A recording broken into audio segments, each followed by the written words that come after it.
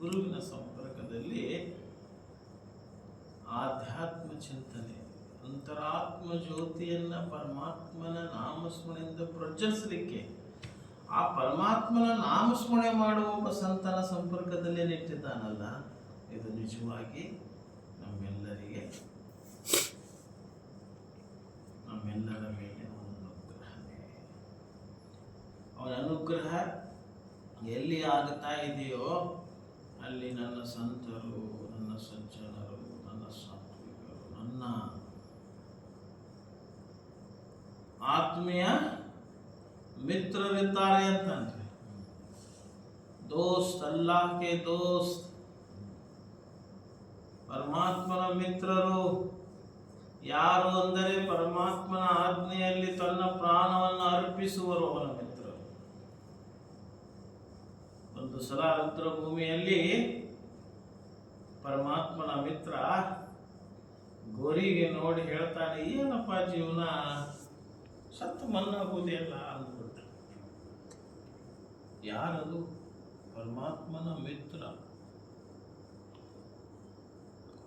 Ibrahim Khalilullah. Abraham Khalilullah ಅಂದ್ರೆ ಇಬ್ರಾಹಿಮ ಮಿತ್ರನ ಸ್ಥಾನ ಪಡ್ಕೊಂಡವನು. ಗೋರೆಲ್ಲ ಮನ್ನಾಗಿ ಹೋಗುದಲ್ಲ ಅಂದುಗಳೇನ ಪರಮಾತ್ಮ ಯಾಕೋ ನಿನಗೂ ಅನುಮಾನ, ಸತ್ತ ನಂತರ ಮನ್ನಾಗಿ ಹೋಗುವ ಅನುಮಾನ.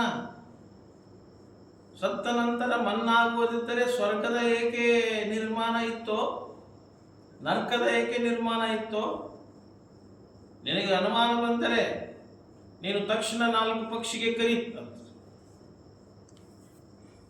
ಸ್ವಲ್ಪ ಅನುಮಾನ ಇಲ್ಲಿ ಪಕ್ಷಿನೇ ಇಲ್ಲ, ಯಾರಿಗೆ ಕರಿಲ್ಲ ಅಂದ್ರು. ಅವಾಗ ಪ್ರತಿಧ್ವನಿ ಬಂತು, ಕರೆಯುವುದು ನಿನ್ನ ಕೆಲಸ, ಕಳಿಸುವುದು ನನ್ನ ಕೆಲಸ. ಎಲ್ಲ 4 ಪರಿಂದೆ ಆ ಜಾಯ್, ಪರಮಾತ್ಮ ನಿನ್ನ ಆಜ್ಞೆ ಆಗಿದೆ ಅಂದ್ರೆ 4 ಹಕ್ಕಿ ಬರಲಿ ಅದು. 4 ಬಂದೇ ಬಿಟ್ಟು ಬಂಧುಗಳೇನ ಆಜ್ಞಿಸಿದ, ಸತ್ತು ಮಣ್ಣಾಗುವ ನಿನ್ನಲ್ಲಿ ಅನುಮಾನ ಬಂತಲ್ಲ, ಈ ಅನುಮಾನಗೇಡಿ ಅದನ್ನು ಬಲಿ ಕೊಡು, 4 ಪಕ್ಷಿಯನ್ನು ಬಲಿ ಕೊಡು, ಕೊಟ್ಟು ಎಲ್ಲ ಮಾಂಸವನ್ನ ಮಿಶ್ರಣ ಮಾಡಿ ಆ ಪರ್ವತ ಈ ಪರ್ವತ ಎಲ್ಲ ಕಡೆ ಇಟ್ಟು ಬಾ. ತಾನೇ ಸ್ವಯಂ ಬಲಿ ಕೊಟ್ಟು ಎಲ್ಲ ಮಿಕ್ಸ್ ಮಾಡಿ ಇಟ್ಟು ಬಂದ ನಂತರ ಮತ್ತ ಹಕ್ಕಿ ಕರಿ. ಅಂದ್ರೆ ಪರಮಾತ್ಮನ ಆಜ್ಞೆಯಿಂದ ಎಷ್ಟೋ 1000 ವರ್ಷದ ಗೋರಿಯಲ್ಲಿ ಹೋದವನು ಎದ್ದೇಳುವನು ಅನ್ನುವಂಥದ್ದು. ಅವಾಗ ಏನಾಯ್ತು, ಎಲ್ಲ ಮಿಶ್ರಣ ಮಾಡಿ ಆ ಕಡೆ ಇಟ್ಟು ಹೆಂಗ್ ಬೇಡ್ರೆ ಕನ್ನಪ್ಪ ಇಟ್ನಲ್ಲ, ಏನ್ರಿ ಅರ್ಪಿಸಿನಲ್ಲ, ಇಲ್ಲಿ ಅರ್ಪಿಸ್ಲಿಲ್ಲ, ಇಟ್ಟು ಬಂದ ತಕ್ಷಣ ಇಕ್ಕರಿ, ನಾನೇ ಇದು ಮಾಡೀನಿ, ನಾನೇ ಇದೆಯಪ್ಪ ನಿನ್ನ. ತಕ್ಷಣ ಕರೆದ ತಕ್ಷಣನೇ ಮತ್ತು ಹಾರಿ ಬಂದು ಕಾಲಾಗುವುದು ಮತ್ತು ಅವಾಗ ಕ್ಷಮ ಯಾಚಿಸಿದರು. ಪರಮಾತ್ಮ ನಿನ್ನ ಆಜ್ಞೆಯಿಂದ ಜನ್ಮ ಪಡೆದವನು, ನಿನ್ನ ಆಜ್ಞೆಯಿಂದ ಮರಣ ಹೊಂದುವನು, ಪುನರುತ್ಥಾನದ ದಿನ ನಿನ್ನ ಆಜ್ಞೆಯಿಂದ ಎದ್ದೇಳುವುದಿಲ್ಲ, ಇದು ನಿಜವಾಗಿ ಸತ್ಯದ ಅಂತ ಹೇಳಿ ನನಗೆ ಕ್ಷಮಿಸುವುದು ಅಂದ್ರು. ನಮ್ಮ ಬಾಯಿಗೆ ಬರ್ತಿರ್ತಲ್ಲಿ ಏನದರಿ ಇರ್ತಾರ ರೀ, ಕಟ್ಟೆ ಏನದರಿ, ಬಾಯಾಗ ಮಣ್ಣು ಹಾಕೊಂಡು ಹೋಗುದ್ರಿ, ಇಲ್ಲಪ್ಪ ಮಣ್ಣಿನ ಮಗನೇ, ನಾಳೆ ಅಲ್ಲಿ ಆ ಮನೆಯಾಗ ನೀನು. ಅದಕ್ಕೆ ನಿಮ್ಮ ಗುರುಗಳು ಏನು ಮಾಡಿದ್ರು ಗೊತ್ತೇನ್ರಿ? ಏನು ಮಾಡಿದ್ರು ಗೊತ್ತಾ? ಪರಮಾತ್ಮನ ಮಾರ್ಗದಲ್ಲಿ ಮರಣ ಹೊಂದಿದವರು ಮೃತರೆಂದು ಪರಿಗಣಿಸಬೇಡ ಅಂತ ಹೇಳಿ ಅಲ್ಲಪ್ಪ.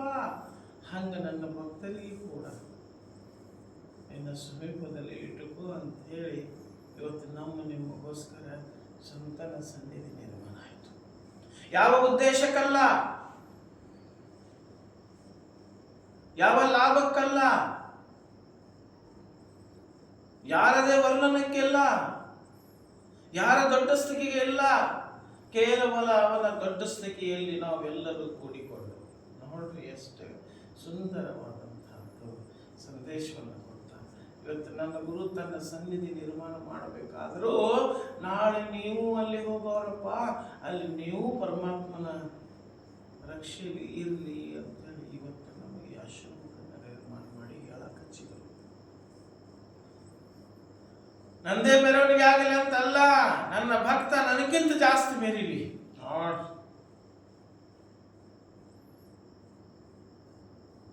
दुनिया और आखिरत सफर की पहली मंजिल खबर है. ಪರಲೋಕದ ಪ್ರಯಾಣದ ಮೊದಲನೇ ಮೆಟ್ಟಲು ಗೋರಿ ಇದೆ. ಆ ಗೋರಿಯಲ್ಲಿ ಎಲ್ಲರೂ ಬರಲೇಬೇಕಲ್ಲಪ್ಪ ಪರಮಾತ್ಮ, ಎಲ್ಲರೂ ಹೋಗಲೇಬೇಕಲ್ಲ. ಅಲ್ಲೇ ನಿನ್ನ ರಕ್ಷೆ ಹೇಗೆ ನನ್ನ ಮೇಲಿದೆಯಲ್ಲ, ನಮ್ಮೆಲ್ಲರ ರಕ್ಷಕನೇ, ನನ್ನ ಮಾರ್ಗದಲ್ಲಿ ನಡೆಯುವ ಮೇಲೆ ನಿನ್ನ ರಕ್ಷೆ ಇರಲಿ ಅಂತ ಹೇಳಿ ಇವತ್ತು ನಮಗೆ ಸನ್ನಿಧಿ ದರ್ಶನ ಬರಮಾಡಿ ಕೊಡ್ತಾ ಇದ್ದಾರೆ. ಇದು ಎಂತ ಗುರು ಇರ್ಬೋದ್ರಿ? ನಿಸ್ವಾರ್ಥ ಸೇವೆಯಲ್ಲಿ ನಮ್ಮೆಲ್ಲರ ಮೋಕ್ಷದ ಪ್ರಾರ್ಥನೆ ಮಾಡುತ್ತಾ ಪ್ರಳಯದ ದಿನದವರೆಗೆ ಆ ಮನೆಯಲ್ಲಿ ಆರಾಮ್ ಮಾಡ್ತಾ ಇದ್ದಾರೆ ಅಂದಮೇಲೆ ಮತ್ತಿದು ನಮ್ಮ ಸಲುವಾಗಿ ಅನುಗ್ರಹನೇ ಹೌದು ಅಲ್ಲೋ? ಇದರ ಸಲುವಾಗಿ ಸನ್ನಿಧಿ ನಿರ್ಮಾಣ ಮಾಡಿ ನೀವು ನಾಳೆ ಗೋರ್ಯಾಗ ಪರಮಾತ್ಮನ ರಕ್ಷೆ ನಿಮಗಿರ್ಲಿ ಅನ್ನೋಗೋಸ್ಕರ ಯಾರ ಸನ್ನಿಧಿ ದರ್ಶನ ಮಾಡ್ಯಾರೇನ್ರಿ? ಮತ್ತೇನ್ ಹೇಳ್ತಾರೆ?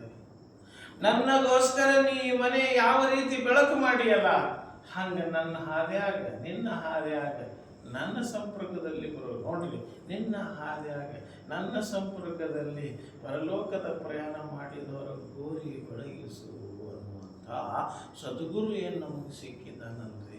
ಮತ್ತೆ ಯಾವುದು ಬೇಕು? ಇರುತ್ತನ ಎಲ್ಲ ಮಾಡಬಹುದು, ಹೋದ ಮೇಲೆ ನಿನ್ನ ಆಟ ನಡೆಯುವುದಿಲ್ಲ. ಪರಮಾತ್ಮ, ನನ್ನಗೋಸ್ಕರ ಯಾವ ರೀತಿ ನೀ ಸ್ವರ್ಗದ ಅನ್ನವನ್ನು ವಿತರಿಸುವ ಪ್ರಮಾಣ ಮಾಡಿದ್ದಿಲ್ಲ, ಅದೇ ರೀತಿ ನನ್ನ ಭಕ್ತರ ನೋಡ್ರಿ, ನನ್ನ ಭಕ್ತರ ನಿನ್ನ ಭಕ್ತಿ ಸ್ವೀಕರಿಸುವ ನನ್ನ ಭಕ್ತರ ನೋಡ್ರಿ, ನಿನ್ನ ಭಕ್ತಿ ಹಾಕೋಣ. ಅವನು ಭಕ್ತಿ ಬೀಜ ಬಿತ್ತವನೇ ಗುರು ಇಲ್ರಿ. ನನ್ನ ಭಕ್ತರ ಆ ಮನಸ್ಸಿನಲ್ಲಿ ನೀನು, ಆ ಹೃದಯದಲ್ಲಿ ನೀನು ನಿನ್ನ ಭಕ್ತಿಯ ಬೀಜವನ್ನು ನಾನು ಬಿತ್ತಾ ಇದ್ದೇನೆ. ಅದನ್ನು ವಿಶಾಲವಾದಂತಹ ಮರವಾಗಿ ಬೆಳೆಸು. ಎಂಥ ಗುರುಗಳು ಸಿಕ್ಕಿದೆ ನಮಗೆ. ಇಹ ಪರಲೋಕದ ಮುಕ್ತಿಯ ಮಾರ್ಗಕ್ಕೋಸ್ಕರ ನಮ್ಮ ಗುರು 100% ಸಿಕ್ಕ. ಈ ನಿಮಗೆ ವಿಶ್ವಾಸ ಬೇಕು, ಯಕೀನ್ ಇಮಾನ್, ನಿಮ್ಮ ಭಕ್ತಿ, ನಿಮ್ಮ ವಿಶ್ವಾಸ, ನಿಮ್ಮ ಶ್ರದ್ಧಾ ಜಾಗೃತ ಆಗಬೇಕು. ಅದರ ಸಲುವಾಗಿ ಆಶ್ರಮ ನಿರ್ಮಾಣ ಇಲ್ಲರಿ, ಯಾವುದೇ ಮಾತು ಮೀಟಿಂಗ್ ಇಲ್ಲಲ್ಲ ನಾವು. ಅದನ್ನ ಹಂಗೆ ಇದನ್ನ ಹಿಂಗ ಹಂಗೇನು ಇಲ್ಲ, ಇದ್ದದ್ದೆಲ್ಲ ಹಿಂಗೆ ಬಿಚ್ಚಿ ಪುಸ್ತಕ ಬಿಚ್ಚಿ ನೋಡ್ಕೊ. ಅದಕ್ಕೆ ಏನು ಹೇಳ್ತಾರೆ? ನೀನು ಸ್ವರ್ಗದ ಅನ್ನ ವಿತರಿಸುವ ಪ್ರಮಾಣ ಮಾಡಿದ್ದೀಯಲ್ಲ, ಮೊದಲು ನನ್ನ ಭಕ್ತರಿಗೆ. ಯಾಕೆ ನನ್ನ ಭಕ್ತರಿಗೋಸ್ಕರ ನಾನು ಪ್ರಾರ್ಥನೆ ಮಾಡಾಕತ್ತೀನಿ ಅಂತ ಹೇಳಿ ಅವರು ನನ್ನ ಭಕ್ತರಾಗಿದ್ದೆ ನಿನ್ನ ಭಕ್ತಿಯಲ್ಲಿ. ಅವ್ರನ್ನ ಬಿಟ್ಟು ನಂದೇನದ? ನನಗೆ ಕಳಿಸಿದ್ದಿ ನಿನ್ನ ಭಕ್ತಿ ಬೀಜ ಬಿತ್ತಾಕ. ಮತ್ತೆ ನಿನ್ನ ಭಕ್ತಿ ಬೀಜನೇ ಯಾರು ಮಾಡ್ಕೊಂಡಾರಲ್ಲ, ಅವರೆಲ್ಲರ ಗುರಿಯಲ್ಲಿ ನಿನ್ನ ಸ್ವರ್ಗದ ಅನ್ನ ವಿತರಿಸು ಅಂತ ಹೇಳಿ ಪ್ರಾರ್ಥಿಸುತ್ತಾರೆ. ಇವತ್ತು ನಮ್ಮ ದರ್ಶನ ಎಂತಾದ್ರಿ ಇದಕ್ಕೆ ಮಾಡ್ರಿ ಪ್ರಚಾರ. ನನ್ನ ಭಕ್ತ ಆಗ್ಯಾನಂದ್ರು, ನನಗೆ ಇವರೆಲ್ಲ ಮೆಚ್ಚಾರಂದ್ರು, ನಿನ್ನ ಕಾರಣಭೂತ ನೀನೇ. ಭಕ್ತಿ ಬೀಜ ಬಿತ್ಕೊಳ್ಳೋರೆ ನನ್ನ ಭಕ್ತರಾಗ್ತಾರಂತ ನನಗೆ ಹೆಮ್ಮೆ ಅದ. ಆ ಭಕ್ತಿ ಬೀಜ ಏನು ನನಗೆ ರೈತನ ಕೆಲಸ ಕೊಟ್ಟಿಯಲ್ಲ, ನಿನ್ನ ರೈತನಾಗಿ ಇರೋಣ. ಹರಗುವುದು ಬಿತ್ತುವುದಟ್ಟೆ ನನ್ನ ಕೆಲಸ, ನಾಟಿಗೆ ಹಚ್ಚುವುದು ನಿನ್ನ ಕೆಲಸ. ಮಣ್ಣಿನ ಕನದಲ್ಲಿ ಅನ್ನವನಿರಿಸಿ ಜಗವನ್ನು ಸಲಹುವ ಧಾತನು ನೀನು. ಏನು ಒಂದು ಕಾಳು ಹಾಕಿದ್ರೆ 1000 ಕಾಳು ತಗೊಂಡೇನು ತನಿ ಹೇಳ್ತದಲ್ಲ, ಹಂಗ ನನ್ನ ಜೊತೆ ನನ್ನ ಭಕ್ತರು ಒಂದು ನೀನು ಪುನರುತ್ಥಾನದ ಹೇಳಬೇಕು. ಅದೇ ತೆನಿ ಕಾಳಾಗ್ಬೇಕು. ಎಲ್ಲರೂ ಒಂದು ತೆನೆಗೆ ಎಷ್ಟು ಕಾಳು ಇರ್ತಾವ?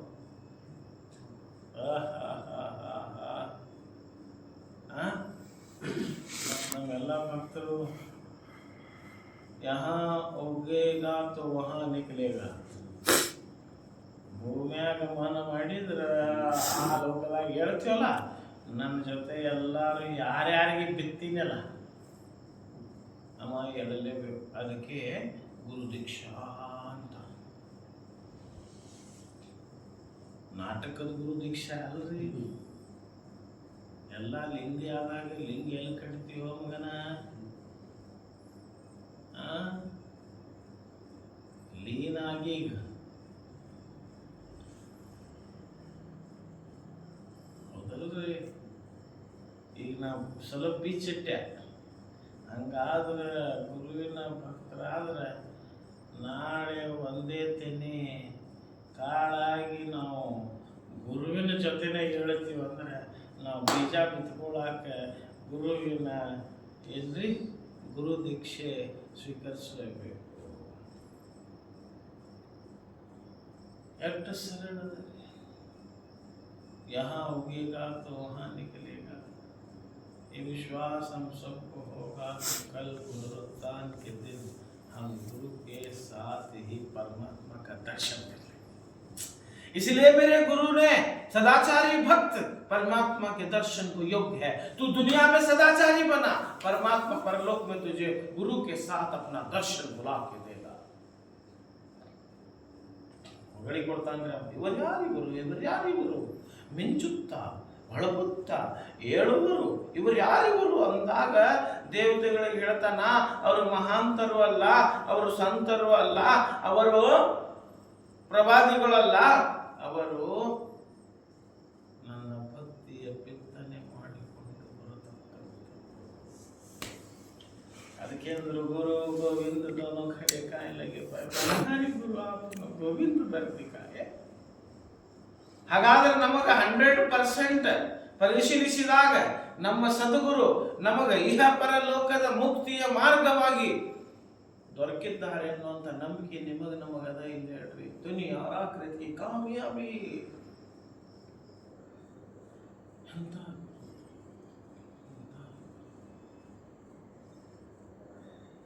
ಏನು ತನ್ನಗೋಸ್ಕರ ಏನು ಬಾಬಾ ಕೊಡ್ತಾನೆ ಬಂದ ಅಂತೇಳಿ ಮಂದಿ ಕರೆದು ಪಟ್ಟಿ ತಗೊಳಕ್ ಹಚ್ಚಾರ. बेटा कलेक्शन के लिए तुझे नहीं मेरा पुत्र बनाया, कनेक्शन के लिए बनाया, डिवाइन कनेक्शन के लिए. ये आत्म ज्योति को प्रज्वल करने के लिए तू अपनी कृपा दृष्टि डाल. एक बार आग लगेगी कभी नहीं बुझेगी. में ज्योति प्रज्वल आಯಿತು ಎಂದೂ ಆರೋದಿಲ್ಲ. ಅವನೇ ನಿನ್ನ ಭಕ್ತ. ಏನವ ಕೆಲಸ ಆಗಲಿಲ್ಲರಿ ಅಂತ ಹೊಳಿದ ತಿಳ್ಕೊ, ಎಲ್ಲಿ ಸಲ್ಲದವನು ಅಲ್ಲಿ ಹೇಗೆ ಸಲ್ಲುವ. ಅದಲ್ರಿ, ಎಲ್ಲಿ ಸಲ್ಲುವನು. यहाँ से तेरे काम को नहीं आया तो वहाँ कैसे तेरे काम ಆಯ್ತದೇನ್ರಿಪ್ಪ. ಎಲ್ಲೇ ನೀ ಗುರು ಅಂತ ಹೇಳಿ ಸ್ವೀಕರಿಸಿದಿಲ್ಲ, ಸುಮ್ಮನೆ ನಾಟಕ ಮಾಡಿದ್ರೆ ನಡವರಿಕೆ ಹಾರಿ ಹೋಗ್ತಾನ. ಹೆಂಗ ಹಾರ್ತಾನ ಗೊತ್ತೇನ್ರಿ? ತಳಗ್ ಹೋದ್ರು ಆಕ್ಸಿಜನ್ ಇಲ್ಲ, ಮ್ಯಾಗ ಹೋದ್ರು ಆಕ್ಸಿಜನ್ ಇಲ್ಲ. ಅವ ಇಲ್ಲೇ ನಡಬಾರಕ ಆಕ್ಸಿಜನ್ ಕಳ್ಕೊಂಡು ಸಾಯ್ತಾನ.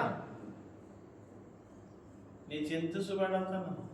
ನಿನ್ನ ಜೊತೆ ಬರೋರು ನಿನ್ನ ಪ್ರಾಣ ಆದವ್ರು ಅಟ್ಟೇ ಬರ್ತಾರೆ ಮ್ಯಾಗ. ನಿನ್ನ ಸಂಪರ್ಕದಲ್ಲಿ ಮಾತಿಗೆ ಶರಣಾಗತರಾದವರು ಭಕ್ತಿ ಸ್ವೀಕರಿಸೋದು ಅಷ್ಟೇ ಇದು ಒಳಗೆ ಜೀವಂತಿರ್ತಾರೆ. ಇಲ್ಲಾಂದ್ರೆ ಗೊಬ್ಬ ವಾಸಿ ಅವು. ಕೊಳತ ಕಾಳ ನಾಟಕಿ ಆಗ್ತದ್ರಿ.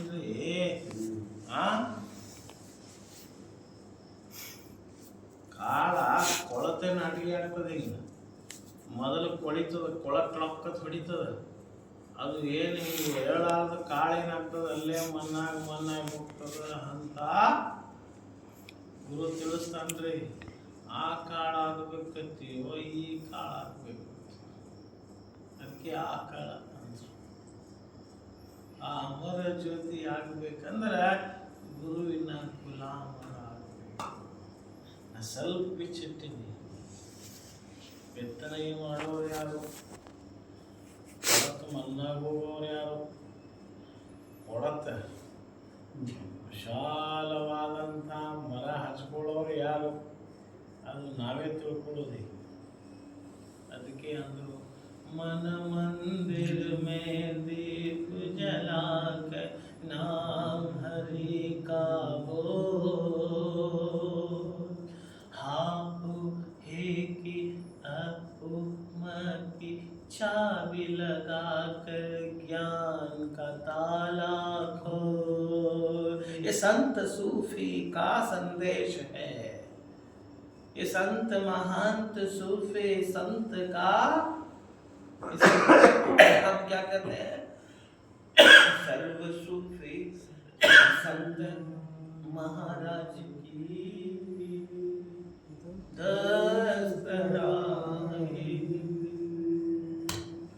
ಅಂತ ಕೊಡುಗೆಗಳನ್ನು ಕೊಡ್ತಾರೆ. बहुत बड़ी बात बता रहा हूँ, सादी बात नहीं बता रहा हूँ. ವಿಶಾಲವಾದ ಮರ ಆಗಿ ಹೆಂಗ ಜನರಿಗೆ ನೆರಳು ಕೊಡ್ತದಲ್ಲ, ಹಂಗ ನೀವು ಧರ್ಮದ ಪ್ರಚಾರಕರಾಗಿ ಧರ್ಮಕ್ಕೆ ನೆರಳಾಗಬೇಕು. ಆ ವಿಷಯವನ್ನು ನಾವು ಬಹಿರಂಗ ಮಾಡಬೇಕು. 40 ಮಂದಿ ನನ್ನ ಏಕಚಿತ್ತದಿಂದ ಕುಂದರು. ಅದು ಅವಕಾಶ ಕೊಟ್ಟಿದ್ದೇನ. 40 लोग मिलकर जब तकते रहेंगे तो आप जिसे देखना चाहते हैं उसे यहाँ देखेंगे ಅಂತ ಹೇಳಿದ್ದೆ.